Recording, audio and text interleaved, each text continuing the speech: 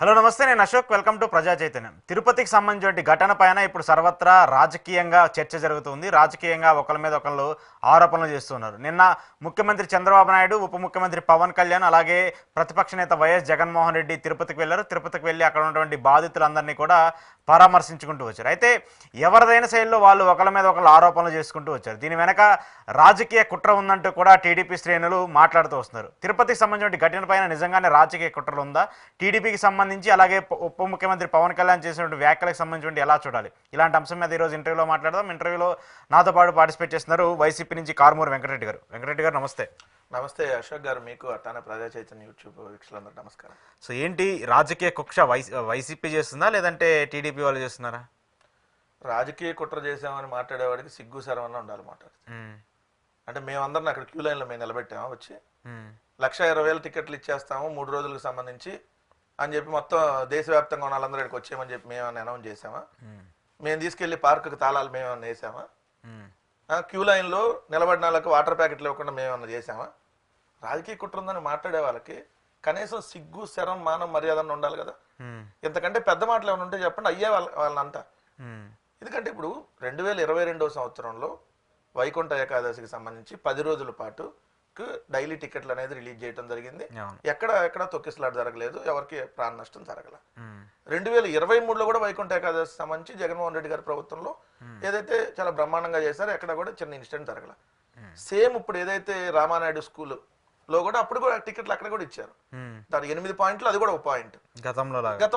గతంలో ఏదైతే పాయింట్స్ పెట్టారో, సెంట్రల్ పెట్టారో తిరుపతిలో, కింద తిరుపతిలో ఏదైతే సెంట్రల్ 8 సెంట్రల్ తిరుపతిలో, 1 తిరుమలలో, సేమ్ అదే ఇప్పుడు సెంట్రల్ కూడా సేమ్ సెంట్రల్, ఎక్కడ మార్పులు చేర్పులు లేవు. కానీ ఒక ఆర్గనైజ్డ్ చేయకుండా అందరూ చంద్రబాబు నాయుడు, లోకేష్ భజనలో నిమగ్నం అయిపోయి ప్రభుత్వం పని చేయకుండా రాజకీయం చేస్తే ఇదిగో నీ హత్యలు ఎలానే జరుగుతాయి. దీనికి ఖచ్చితంగా ఇది రాజకీయ హత్యలే కాదు, ప్రభుత్వం చేయించినటువంటి హత్యలు. దానికి ప్రధాన కారణం ఏంటి? మనం చంద్రబాబు నాయుడు గారు పర్యటన పెట్టుకున్నారు కుప్పంలో, 2,000 మంది పోలీసులు బందోబస్తు. నిన్న అదే రోజు ఏదైతే తొక్కిసలాట జరిగిందో అదే రోజు నరేంద్ర మోడీ గారి మీటింగ్ జరిగింది. నరేంద్ర మోడీ గారి మీటింగ్ జరిగితే మొత్తం 5,000 మంది కానిస్టేబుల్, 400 మంది ఎస్ఐలు, 180 మంది సిఐలు, 60 డిఎస్పీలు, 60 మంది, 18 మంది అడిషనల్ ఎస్పీలు, 32 మంది ఐపీఎస్లు అక్కడికి అందరూ బందోబస్తుకి అక్కడికి వెళ్ళారు. ఇక్కడ సెక్యూరిటీ పరంగా ఇక్కడ చూస్తే ఒక్కొక్క సెంటర్ లో 9 కౌంటర్లు అట్లా ఉన్నాయి అనుకోండి.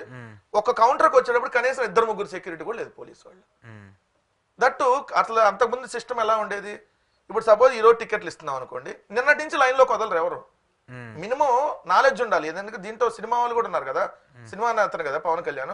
ఇప్పుడు సపోజ్ మన సినిమా థియేటర్ లో టికెట్లు ఇస్తారు సార్, రేపు ఉదయం 11 గంటల ఆటగా టికెట్లు ఈ రోజు ఇస్తామనంటే ఈ రోజు టికెట్ కౌంటర్ లోకి వచ్చి మనిషి కూర్చోవాలి. కూర్చున్నాక లైన్ లోకి వదులుతారు. లైన్ లో మీరు ఒక 24 గంటలు ఉండండి. 24 గంటల లైన్ లో ఉన్నాక రేపు వచ్చి టికెట్ కౌంటర్ లో మనిషి కూర్చొని రేపు ఇస్తాడంటే 24 గంటలు వీళ్ళకి ఫుడ్ ఎవరు పెడతారు? బయటకు వెళ్తానికి ఉండదు, మంచినీళ్ళు ఎవరిస్తారు ఇవన్నీ. సో టీటీడీ అలా చేసినప్పుడు వాళ్ళు ఏం చేయాలి? వాళ్ళకి సంబంధించినటువంటి సదుపాయాలన్నీ అందించాలి. అంటే బేసిక్ నీడ్ వాటర్, టీ, ఇంకేదన్నా లైక్ టిఫిన్స్ ఏదో అందించాలి. ఎక్కడికక్కడ మనుషులు ఉండాలి, సెక్యూరిటీ ఉండాలి. వాళ్ళకి ఏదైనా వాష్రూమ్ వస్తే వాళ్ళు బయటకు వెళ్ళి మళ్ళీ సేమ్ వచ్చి అక్కడే నిలబడేటట్టుగా. ఎందుకంటే క్యూలో ఉన్నప్పుడు ఇవన్నీ ఉంటాయి కదా, బేసిక్ నీడ్స్. ఇది లేకుండా అంత ముందు ప్రభుత్వం ఏంటి అనౌన్స్ చేసేవాళ్ళు, ముందు అక్కడ ఉండి గంటగా మానిటరింగ్. ఎవరైనా వచ్చారనుకోండి, సపోజ్ వస్తున్నారనుకోండి, బాబు వాళ్ళు టికెట్లు ఇవ్వం, మీరు ఇప్పుడు లైన్ లో ఇక్కడ లేటానికి లైన్లు కూడా ఓపెన్ చేయం, సో మీరు ఎక్కడుంటారో ఉండి, రోడ్డు మీద ఉంటారు, ఇంకెక్కడుంటారు ఉండి, సో రేపు ఏదైతే టికెట్ ఇస్తారో ఆ టైంకే ఇక్కడికి రావాలి. ఇంత క్లియర్ గా క్లారిటీగా ఉండేది, గంటకి మానిటరింగ్ ఉండేది. అలా లేకపోవడం వల్ల ఇప్పుడు ఏం జరిగింది? ఒక చోట అయితే మరీ దారుణం, పార్కు లోపలికి పంపించేశారంట అందరినీ. వాళ్ళు బయటకు రావడానికి లేదు, కొత్త వాళ్ళు లోపలికి వెళ్ళడానికి లేదు, లాకేసి పడేశారు. లాకేసి పడేసి ఈ రోజు ప్రజాశక్తి రాసిన కథనం ప్రకారం జనసేనకు సంబంధించినటువంటి ఒక ద్వితీయ శ్రేణి నాయకుడు ఒక 50 మందిని తీసుకొని వచ్చి లోపలికి వదులుతానికి అక్కడ పోలీసు వాళ్ళకి చెబితే లోపలికి మళ్ళీ డోర్ తీసినప్పుడు లోపల ఉన్న వాళ్ళందరూ బయటకి ఇట్లా తోపులాట, వీళ్ళు ఎవరో టికెట్ల కోసం వస్తున్నట్టున్నారు, డోర్ ఓపెన్ చేశారని చెప్పి 50 మంది కోసం ఓపెన్ చేస్తే తొక్కిసలాట జరిగిందని రాశారు. సో దీని అంతటికి బాధ్యులు ఎవరు? సో ఆంధ్రప్రదేశ్ రాష్ట్ర ప్రభుత్వం అందు తిరుమల తిరుపతి దేవస్థానం పాలక మండలి, అదే విధంగా అక్కడ ఉన్నటువంటి అధికారులు, పోలీస్ వ్యవస్థ, వీళ్ళందరినీ బాధ్యులు చేయకుండా వైఎస్ఆర్ కాంగ్రెస్ పార్టీ మీద విమర్శ చేస్తారేంటి? అదేమంటే నేను చంద్రబాబు నాయుడు అంటున్నాడు 10 రోజులు ఎవడు పెట్టాడండి, అసలు సాంప్రదాయాలు లేవు. ఈ శుద్ధపో సాంప్రదాయాల గురించి చెబుతుందా? ఏది బూట్లు వేసుకొని పూజలు చేసి ఈ శుద్ధపోస్తు చంద్రబాబు సాంప్రదాయాల గురించి మాట్లాడుతున్నాడా? శ్రీరంగం అని எனக்கு తెలియదులే, అక్కడి నుంచే ఉంది 10 రోజుల పాటు. సో ఈ 10 రోజుల పాటు జరిగినప్పుడు అప్పుడు ఏమైనా తొక్కిసలాట జరిగినాయా? ఎంత ప్రాంప్ట్ గా టికెట్లు ఇచ్చారు, ఎంత ఎంత సిస్టమేటిక్ గా వెళ్ళారు? నీకు చేతగాక అదే నువ్వు ఒకే రోజు ఇస్తానని చెప్పి 10 రోజులు తీసేసి ఉంటే ఇంకెక్కువ మంది చనిపోవడానికి అవకాశం ఉండేది కదా. ఇప్పుడన్నా 3 రోజులు సమాన్ టికెట్లు అంటే ఇంతమంది వచ్చి దీని అయినప్పుడు అదే నువ్వు అసలు 10 రోజులు తీసేస్తే ఇంకెంత ఉంటుంది? అసలు మినిమం సెన్స్ లేకుండా ఏదైనా వాళ్ళకు మీడియా ఉంది డబ్బా కొట్టడానికి. ఆ గాలి మీడియా కొన్ని ఉన్నాయి ఛానల్స్, వాళ్ళు మనం అమ్మ అంటే నీ అమ్మ అని రాస్తారు వాళ్ళు. అట్లాంటి మీడియా సంస్థలు అడ్డం పెట్టుకొని అదేమంటే ఉస్కో అంటే ఉస్కో అనే రాజకీయ పార్టీలు కొన్ని ఉన్నాయి. చంద్రబాబు నాయుడు ఉస్కో అనగానే వీళ్ళు పరిగెత్తుతారు. ఇక పరిగెత్తి మాట్లాడే వాళ్ళు చాలా మంది ఉన్నారు కొన్ని రాజకీయ పార్టీలు. ఆ రాజకీయ పార్టీలు వీళ్ళందరూ ఉన్నారు కాబట్టి ఏదోటి మనం బుర్ర జల్లేస్తే పోయిద్ది అని. అసలు ఎంత దారుణం సార్, అసలు ఇంత 6 ప్రాణాలు పోతే కనీసం చంద్రబాబు నాయుడుకి కానీ వీళ్ళకి పశ్చాత్తాపం లేదు. దానికి సంబంధించినటువంటి వాళ్ళని చర్యలు తీసుకుంటాం లేదు. ఎవరో దారిన వేయంలోకి ఇద్దరిని తీసుకొని వచ్చి వాళ్ళ మీద ఏదో తూతు మంత్రం సెక్షన్ల మీద కేసు పెట్టి వాళ్ళే బాధ్యులని అంటే ఇదే సార్ ఎంత దారుణమైన పరిస్థితి ఈరోజు రాష్ట్రంలో ఉంది. ఒకసారి గమనించమని ప్రజలకు మాత్రం నేను చెప్తాను. ఏంటి టీటీడీకి సంబంధించి చైర్మన్ గారు ఈఓ గారి మధ్య విభేదాలు డైరెక్ట్గా చంద్రబాబు ముందే వాళ్ళిద్దరు తిట్టుకోవడం, నీకు చెప్పాల్సింది ఏంది నేను చెప్పాల్సింది ఏందని నువ్వు అని చెప్పేసి ఇద్దరు వాదనలు ఆడుకుంటూ ఉన్నారు. వాళ్ళిద్దరి మధ్య సమన్వయ లోపం లేకపోతే ఇంకా కింద అధికారుల దగ్గర ఎలా ఉంటుంది సార్? ఇది మొత్తం దీన్ని ఆర్గనైజ్ చేయాలి అని అంటే ఈ సిస్టమేటిక్లో ఒకటి ఐటీ డిపార్ట్మెంట్ ఉంటుంది. ఎందుకంటే ఈ టికెట్స్ ఇష్యూకి సంబంధించి మొత్తం బ్యాక్గ్రౌండ్ వర్క్ అంతా ఐటీ డిపార్ట్మెంట్ ఉంది. హెచ్ఆర్ డిపార్ట్మెంట్ ఉంది, టీటీడీ విజిలెన్స్ డిపార్ట్మెంట్ ఉంది, టీటీడీ ఇంజనీరింగ్ డిపార్ట్మెంట్, పోలీస్ వ్యవస్థ. ఈ 5 కోఆర్డినేట్ చేసుకొని ఎస్ మనం కౌంటర్ పెడుతున్నాం, ఎన్ని కౌంటర్లు పెడుతున్నాం, దాని పవర్ బ్యాకప్ ఏంటి, అక్కడ ఇంటర్నెట్ ఏంటి, ఆ ప్రింట్స్ ఇచ్చే సిస్టమ్ ఏంటి, మొత్తం దానికి సంబంధించి అంటే బ్యాకప్ అంతా చెక్ చేసుకొని మొత్తం దాన్ని చేయాలి. అసలు నిన్న ఉదయం దాకా అయితే అంటే ఈ ఇన్సిడెంట్ జరిగే రోజు ఉదయం వరకు పేపర్ రోల్సే రాలా సెంటర్లకి. మనం ప్రింట్ తీస్తే పేపర్ రోల్సే రాలా. దట్టు అక్కడ ఉన్నటువంటి ఎవరైతే సీనియర్స్ ఉంటారో హెడ్ ఆఫ్ ద డిపార్ట్మెంట్స్, ఆ సీనియర్లు వాళ్ళు వైఎస్ఆర్ కాంగ్రెస్ ప్రభుత్వంలో కూడా పనిచేశారనే ఉద్దేశంతో వాళ్ళందరినీ తప్పించేసి అనుభవం లేని వాళ్ళని తీసుకొచ్చి అక్కడ పెట్టేసి ఈ అనుభవం అన్నాళ్ళు ఎవరన్నా కొంతమంది అన్న పెట్టారంటే అది లేదు. టీటీడీ చైర్మన్కి అసలు అనుభవం లేదు. ఎట్లాంటి దుర్మార్గుడు ఈ చైర్మన్ అంటే జగన్మోహన్ రెడ్డి గారి మీద కోపంతో అంటే తిరుమల వెంకన్న స్వామిని బహిష్కరించాడు 5 ఏళ్ళు. దేవుడు గుడిని బహిష్కరించాడు సార్ వెళ్లకుండా. అట్లాంటి వాళ్ళకి తీసుకొచ్చి చైర్మన్ పదవి. 2 ఈవో ఈ శ్యామలరావు పందికోవంటే పందికోవంటాడు, దున్నపోతుకోవంటే దున్నపోతుకోవంటాడు. కొవ్వు కలిపిందని చంద్రబాబు నాయుడు చెప్పంటే చెప్తాడు. ఈ మనుషులు ఎట్టంటే వాళ్ళు నేను అడుగుతున్న సూటికి ఎట్టంటే వాళ్ళు మనుషుల వీళ్ళు అక్కడ అధికారులు ఈవో చైర్మన్ వీళ్ళందరిని పెట్టి ఒకరు చంద్రబాబు నాయుడు సమక్షంలో కొట్టుకోబోయారంట. ఆయన కూడా కొట్టాల్సింది కలిపి దానికి చంద్రబాబు నాయుడు ముందు సిగ్గుంటే చంద్రబాబు నాయుడుకి, చంద్రబాబు నాయుడు నిజంగా నువ్వు 45 ఏళ్ల రాజకీయ అనుభవం చెప్పుకుంటావు కదా, చైర్మన్ ఈవో నీ సమక్షంలో గొడవపడి కొట్టుకోబోయి ఇంకా అరేవరే తురేళ్ళ దాకా వెళ్ళిపోయి కొట్టుకోబోతుంటే నువ్వు ముఖ్యమంత్రిగా ఇంత చేతగానితనం కాకపోతే నీదేంది? ముందు వాళ్ళిద్దరిని పక్క తప్పించాలి కదా. దానికి బాధ్యులు వారే అని నువ్వు అని కొట్టుకున్నప్పుడు వాళ్ళిద్దరి బాధ్యులు అనేది నీ సమక్షంలో తెలిసినప్పుడు అంటే నీ తప్పు కూడా దాంట్లో ఉంది. కాబట్టి నువ్వేమైనా మాట్లాడితే మళ్ళీ రేపొద్దున ఆ ఛానల్లో నీ భాగవతాలు మొత్తం బయట పెడతారని ఆయన అదే పదవిలో కొనసాగిస్తున్నాం. సో ముందు దీంట్లో A1 ఎవరైతే BR Naidu Bollineni Naidu, so TTD chairman గా ఉన్న అతను A1, A2గా ఈవో శ్యామలరావు, వీళ్ళిద్దరి మీద కేసు పెట్టి అరెస్ట్ చేయాలి. అరెస్ట్ చేసే పరిస్థితి ఉంటుందా? చేయరండి, కానీ చేయాలి ఖచ్చితంగా.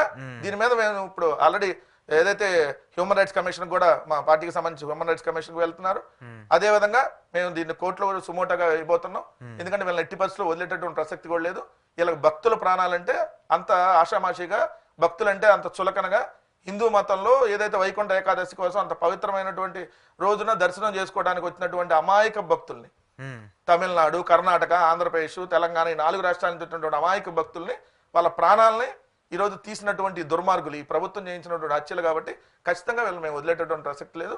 వీళ్ళకి ఎంత శ్రద్ధ అంటే సార్, గేమ్ చేంజర్ అనేటటువంటి సినిమా మీద ఉన్న శ్రద్ధ, ఆ సినిమా ఫంక్షన్ మీద ఉన్న శ్రద్ధ వైకుంఠ ఏకాదశి మీద లేదు, తిరుమల భక్తుల మీద లేదు. ఎందుకు? ఆ గేమ్ చేంజర్ అనేటటువంటి సినిమా ఈవెంట్ కి ఆ జనసేన పనికి మాలిన మంత్రి పోతాడు. ఏది? కార్యక్రమాలు పర్యవేక్షించడానికి చీఫ్ గెస్ట్ గా కాదండి.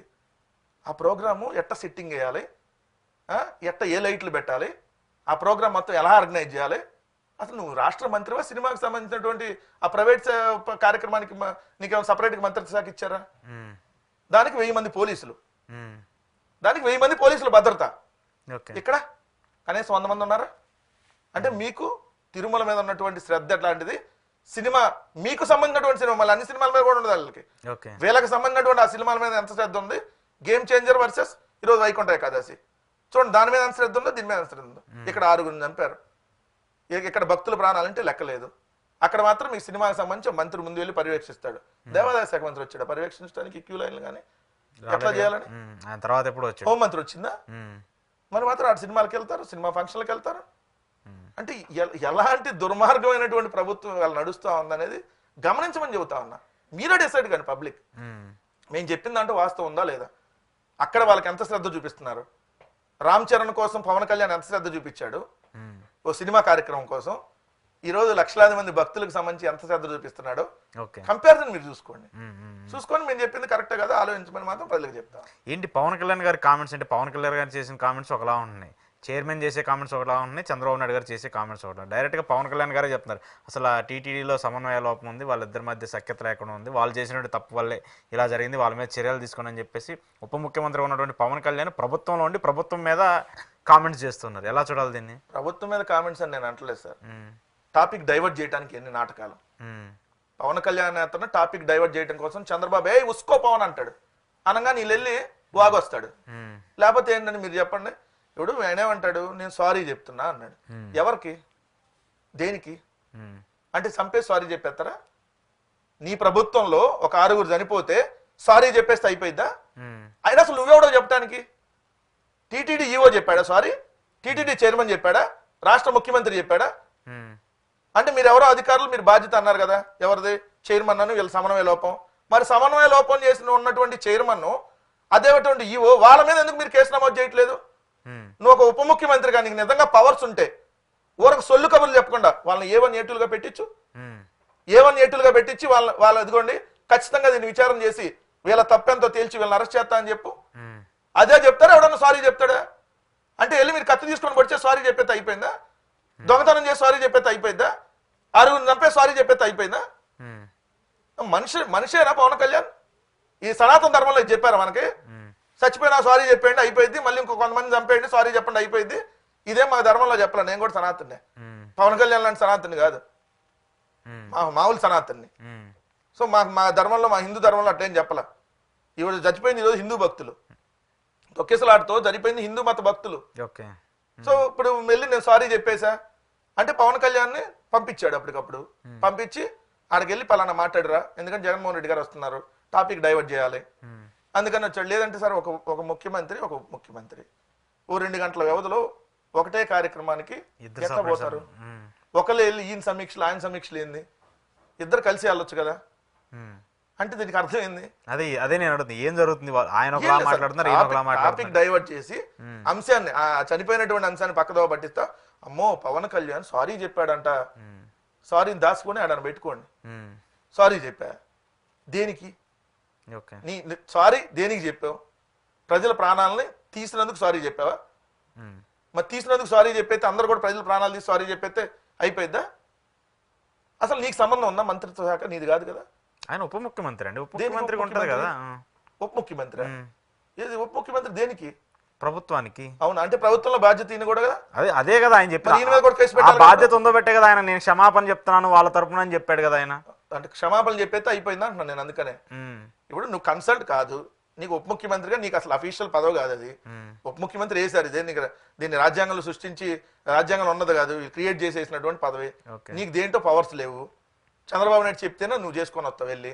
సో నీకు నిజంగా పవర్స్ ఉంటే, నేను అంటున్నా నీకు నిజంగా ఉప ముఖ్యమంత్రి అని మీరు గట్టిగా నొక్కి చెప్పారు కాబట్టి నువ్వు ఈ రాష్ట్రానికి ఉప ముఖ్యమంత్రి అయితే మరి A1గా బిఆర్ నాయుడిని, A2గా శ్యామలరావుని పెట్టి ఎప్పుడు కేసు పెట్టిస్తున్నావు? నువ్వు నిజంగా సనాతని అనే సొల్లు కబుర్లు చెప్పకుండా నిజమైన సనాతని అయితే, నువ్వు ఈవీఎంల ద్వారా నిజంగా గెలవకుండా ప్రజాస్వామ్యతంగా గెలిస్తే A1 A2గా పెట్టించు. ఓకే, వాళ్ళిద్దరి మీద చర్యలు తీసుకోమంటారు మీరు? A1 A2గా కేసు పెట్టచ్చు సార్. చైర్మన్ అండ్ ఈవో దీనికి బాధ్యులు. ప్రభుత్వంలో మీరు కూడా బాధ్యులు కదా, మీ మీద కూడా ఎంక్వైరీ చేసి పెట్టించండి. సిబిఐ ఎంక్వైరీ ఇవ్వండి. లేకపోతే దీని మీద అప్పుడు లడ్డు విషయం మీద చేశారు కదా, సిబిఐ ఎంక్వైరీ ఇవ్వండి.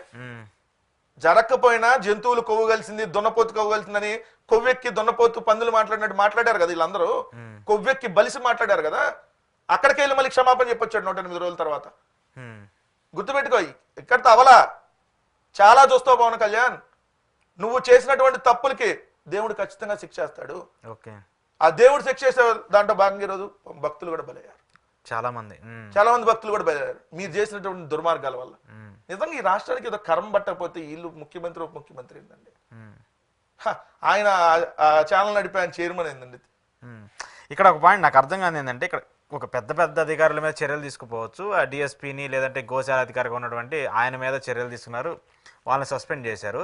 ఎందుకు గౌతమి రెడ్డి గారి మీద టార్గెట్ చేస్తూ గౌతమి రెడ్డి గారి గురించి, అంటే మీ పార్టీకి సంబంధించిన వ్యక్తి, గతంలో జగన్మోహన్ రెడ్డికి కోసం ఆమె పనిచేశారని చెప్పేసి ఇప్పుడు ఎందుకు దాన్ని బయటకు తీస్తున్నారు, ఆమె మీద ఎందుకు దోస్తున్నారు అనేది నాకు అర్థం కాదు. రెడ్డి ఉంటే అంతే కదా, వెనక రెడ్డి ఉంది కానీ వాళ్ళకి తెలియట్లే. బొజ్జల అన్నారు కదా, బొజ్జల సుధీర్ రెడ్డి ఎమ్మెల్యే, వాళ్ళకి బంధువులు ఇంకా అమ్మాయి టీడీపీ సంబంధించిన వాళ్ళు, టీడీపీ సంబంధాలు బంధువులు. అసలు దీంట్లో రెడ్డి ఏంది, ఇంకోటి ఏందండి, గౌతమ్ రెడ్డి తప్పుంటే గౌతమ్ రెడ్డిని కూడా చేయండి, ఎవరు కాదన్నారు.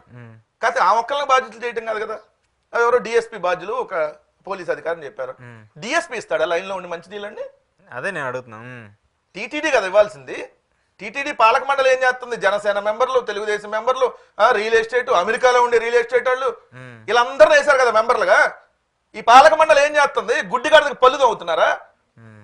చైర్మన్ మీటింగ్ కి ఈవో చైర్మన్ గా అసలు మీటింగ్లకి 17 మీటింగ్లు అయితే ఓ మీటింగ్ కట్టిండారు కలిసి ఒకదానికి కూడా అవ్వాలి.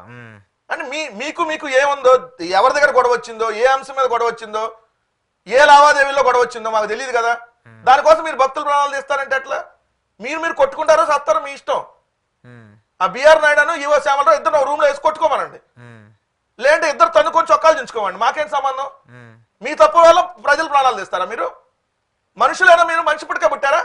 చంద్రబాబు నాయుడు నీకు సిగ్గుందా అని అడుగుతున్నా. నీ సమక్షంలో వాళ్ళు కొట్టుకుంటే ముందు వాళ్ళిద్దరు కదా ఆ పదవులను తప్పించాల్సింది. నువ్వేం సీఎం అయ్యా, పక్క రాష్ట్రాలు కాదు దేశం మొత్తం ప్రపంచం అంతా మనం చూసి ఉమ్మేస్తున్నారు ఈరోజు.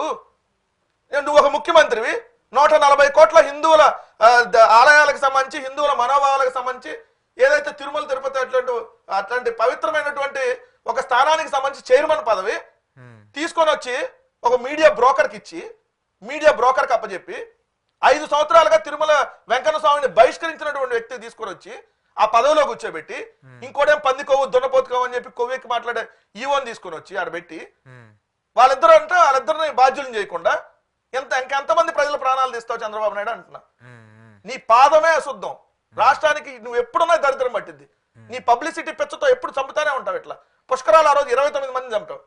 నీ పబ్లిసిటీ పెచ్చ కోసం, నీ షార్ట్ ఫిల్మ్ షూటింగ్ కోసం, బోయిపాట్ అనే ఆ పరిమాణ డైరెక్టర్ వచ్చి నీకు షూట్ చేస్తాం కోసం, ఏదైతే విఐపి ఘాట్లో స్నానం చేయకుండా సామాన్య ఘాట్లో తీసుకొచ్చి 29 మంది చంపి 3 సంవత్సరాల తర్వాత రిపోర్ట్ ఇచ్చారు సార్. ఎంత దారుణం అంటే, ఆ రోజు సోమయాజుల కమిషన్ చేశారు జస్టిస్, దోషం భక్తులది, పాపం మీడియాదని ఇచ్చారు.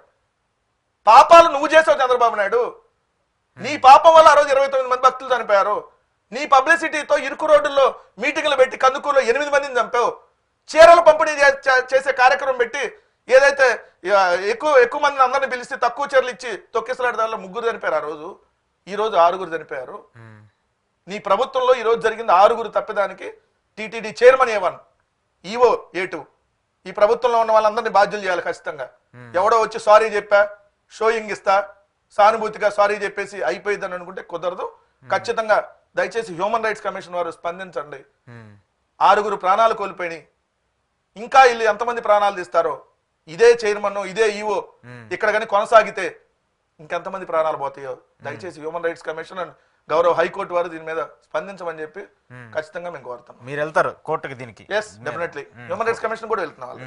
సో ఖచ్చితంగా మీ పోరాటం అయితే ఉంటుంది. ఎస్ సార్, వీళ్ళు తమాషాలుగా ఉందా వీళ్ళకన్నా? తిరుమల తిరుపతి దేవస్థానం వచ్చే భక్తులు అంటే వీళ్ళకి అంత చిన్న చూపా? అంటే మీ సినిమా ఫంక్షన్ 1000 మందిని సెక్యూరిటీకి పెట్టుకుంటారా? అంటే జనాలకు మాత్రం మంచినీళ్ళు కూడా ఇవ్వరా? మీకు మీ ఇష్టం ఉన్నట్టుగా ఎలా పడితే అలా ట్రీట్ చేస్తా అంటే. ఇంకో పాయింట్ కూడా మాట్లాడారు చంద్రబాబు నాయుడు గారు, మీ గత ప్రభుత్వానికి తీసుకొచ్చినటువంటి కార్యక్రమాలు ఆ గత ప్రభుత్వంలోనే కింద అంత టోకెన్లు ఇవ్వడం జారీ చేసిందని చెప్పేసి కొన్ని మీడియాలో కూడా పెద్ద ఎత్తున రాస్తూ వచ్చారు. ఏం చెప్తారు దానికి సంబంధించి? సిగ్గు లేదు మాట్లాడతానికి అంటున్నా చంద్రబాబుని. గత ప్రభుత్వం చేసింది, గత ప్రభుత్వంలో ఏమైనా తొక్కిసలాట జరిగిందా? గత ప్రభుత్వంలో ఎక్స్పీరియన్స్ లేని ముఖ్యమంత్రి. అప్పటికి చైర్మన్ గా సుబ్బారెడ్డి గారికి అంతకుముందు ఏం చేయలే. అవును. అయినా కూడా ఒక భక్తితో ఎలా చేయాలని ఒక ఆర్గనైజ్డ్ గా ఎస్ ప్రజలకు ఇబ్బంది కలగకుండా కార్యక్రమాలు చేసి ఎస్ అన్ని సక్సెస్ చేసి ఎస్ తిరుమలలో ప్రక్షాళన మేం చేసాం. ఏదైతే శ్రీవాణి ట్రస్ట్ లాంటివి తీసుకొని వచ్చి కొన్ని వేల దేవాలయాలను ఈరోజు నిర్మించేటటువంటి కార్యక్రమం మేం చేసాం. మీరు వచ్చినా దాన్ని శ్రీవాణి ట్రస్ట్ రద్దు చేశారు. టికెట్లది మేము ఉన్నప్పుడు ఎక్కడ జరగలేదు కదా, ఏ ఒక్కళ్ళ ప్రాబ్లం కూడా పోలేదు కదా. మీరు ఉన్నప్పుడు ఎందుకు జరిగింది? దానికి అంతమంది ప్రభుత్వంలో 10 రోజులు పెట్టారు, 2 రోజులే ఉండాలంట. ఏంది ఈ శుద్ధపోసటి తెలుసా నీకు హిందూ మతం గురించి? 10 రోజులకి జరగడానికి ఈ తొక్కిసలాడికి ఏంటండి ఏమన్నా అసలు సంబంధం ఉందా? బోడిగుండికి మోకాలికి లింక్ పెట్టి మాట్లాడతాం. అంటే 10 రోజులకి దాని కార్యక్రమం జరగడానికి ఈ తొక్కిసలాడికి అసలు ఏమన్నా దానికి దీనికి పోలికే లేదు కదా. మీరు 3 రోజులు టికెట్లు ఇవ్వడానికి 1,60,000 టికెట్లు అని చెప్పి అనౌన్స్ చేశారు. ఒకేసారి 1,20,000 టికెట్లు అంటే ఎంతమంది వస్తారండి? మొత్తం ఎంటైర్ పబ్లిక్ అంతా ఒకసారి. అదే మీరు రోజుకి ఇదిగోండి ఇప్పుడు సపోజ్ 8 సెంటర్లు ఉన్నాయి. 8 సెంటర్లో ఇదిగోండి తెలంగాణ నుంచి వచ్చే వాళ్ళకి ఈ సెంటర్, కర్ణాటక వాళ్ళకి ఈ సెంటర్, ఇదిగోండి తమిళనాడు వాళ్ళకి ఈ సెంటర్, మిగిలిన 7 సెంటర్లో రాయలసీమలో ఉన్న 4 జిల్లాల కలిగి సెంటర్ ఈ సెంటర్, లేదు ఉత్తరాంధ్రకు సంబంధించిన 3 జిల్లాలకి సెంటర్. ఇలా ఎవరికెవరు డివైడ్ చేసి పెట్టుంటే ఆ పబ్లికే వస్తారు. ఎస్ మీరు ముందు రావద్దు, మేము ఏదైతే టికెట్లు ఇస్తామో దానికి 1 గంట ముందు మాత్రమే మేము క్యూ లైన్లోకి వదలటం జరుగుతుంది. మీరు ముందు వచ్చినా ఇక్కడ మేము ఎవరిని అలౌ చేయము. అది పెట్టి ప్రాంప్ట్గా చేసి వచ్చిన వాళ్ళకి ఏదైతే వాటర్ కానీ ఇవన్నీ పెట్టుంటే ఒక్కళ్ళకి కూడా గాయాలు అయ్యి కదా సార్. రేపు ప్రాణాల గురించి ఒక్కళ్ళకి కూడా గాయాలు కూడా అయ్యి కదా. ఎంత నీట్గా చేయొచ్చు. మీ పబ్లిసిటీతో 1,60,000 మందికి ఇచ్చేస్తున్నారండి. అతి చేసి ఏదో చేయాలి, ఏదో చూపించుకోవాలి, మళ్ళీ ఏమన్నా చేస్తానికి ఏమన్నా విషయం ఉందా అంటే విషయం లేదు. చేసి ఇవన్నీ చేయటం వల్ల ప్రభుత్వం చేసినటువంటి హత్యలు, ఈ 6 హత్యలు ఖచ్చితంగా దీనికి వీళ్ళు బాధ్యులను శిక్షించాల్సినటువంటి అవసరం ఖచ్చితంగా ఉంది. చూద్దాం మరి దీని మీద. మరి మీరు కోర్టుకు వెళ్తా ఉన్నారు, కోర్టు రియాక్షన్స్ ఎలా ఉంటాయి ఏంటి అని చూద్దాం. థ్యాంక్ యూ వెంకటరెడ్డి గారు. ఇది వెంకటరెడ్డి గారితో ఈరోజు స్పెషల్ ఇంటర్వ్యూ. చూస్తూనే ఉండండి ప్రజా చైతన్యం.